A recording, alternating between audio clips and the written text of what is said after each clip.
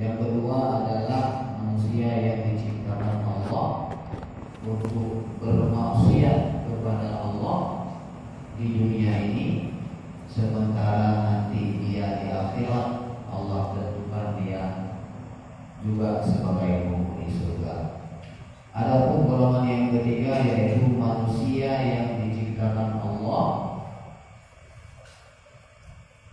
untuk beribadah kepada Allah di dunia ini, tetapi dia ditentukan oleh Allah sebagai penghuni neraka di negeri akhirat nanti. Kemudian yang terakhir adalah manusia yang diciptakan Allah untuk bermaksiat kepada Allah di dunia ini dan untuk penghuni nerakanya pula di dunia ini. Maka yang pertama adalah manusia yang diciptakan Allah untuk beribadah di dunia dan untuk menghuni surga Allah di akhirat nanti. Itulah para nabi, para rasul, dan mungkin para aulia dan orang-orang yang salih. Mereka selalu beribadah dengan semaksimal mungkin di dunia ini dan mereka ditempatkan nanti di akhirat di dalam surga. Yang kedua adalah orang yang apa tadi? Yang bermaksiat kepada Allah di dunia, tidak beribadah, bahkan kadang sama sekali, bahkan kadang dia kafir, tetapi di akhirat nanti juga dia malah dijadikan Allah sebagai penghuni surga. Maka banyak kita lihat orang yang kadang-kadang bermaksiat, bahkan tidak sedikit pula orang kafir, begitu dia masuk Islam akhirnya dia meninggal dalam keadaan beriman. Maka inilah orang-orang yang mendapatkan surga di hari kiamat sementara dia bermaksiat di dunia ini. Yang ketiga adalah ini yang paling fatal. Orang yang diciptakan Allah di dunia untuk beribadah, tetapi di akhirat dia justru menjadi penghuni neraka. Ini adalah seperti kisah yang sudah masyhur, kisah seorang ulama besar atau aulia Allah yang namanya Syekh Barsisa, juga ada disebutkan di situ di hadis beberapa di majelis Hasaniyah itu lupa saya. Syekh Barsisa adalah seorang ulama besar. Katanya di situ murid beliau bahkan sampai bisa yaqiruna fil hawa. Mereka bisa terbang di udara sebanyak 7.000 orang banyaknya. Begitulah hebatnya kemuliaan seorang Syekh Barsisa. Tapi suatu ketika dia didatangi oleh iblis. Iblis mengajak Barsisa, iblis menawarkan dirinya untuk beribadah bersama Syekh Barsisa, sehingga begitu dahsyatnya ibadah Syekh Barsisa, tetapi beliau tetap hanya berpuasa dalam satu hari atau seperti puasa biasa, dan beliau tetap makan pada waktunya. Sementara iblis selama 3 hari menemani Syekh Barsisa beribadah bersama Syekh Barsisa, dia tidak makan dan tidak minum, dia menangis tiada henti sampai akhirnya Syekh Barsisa ini dia takjub kepada iblis.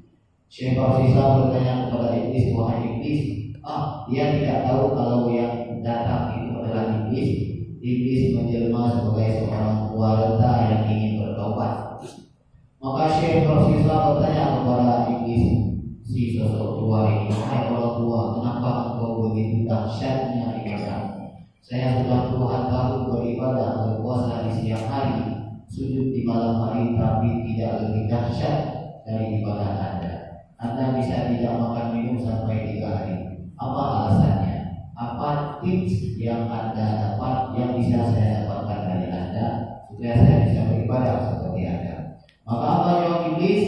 Iblis mengatakan, wahai Syekh, kalau Anda ingin beribadah dengan begitu lezatnya, kalau Anda ingin mendapatkan kelezatan ibadah zikir kepada Allah, maka hendaknya kita sebagai manusia lebih dulu memiliki bentuk-bentuk maksiat.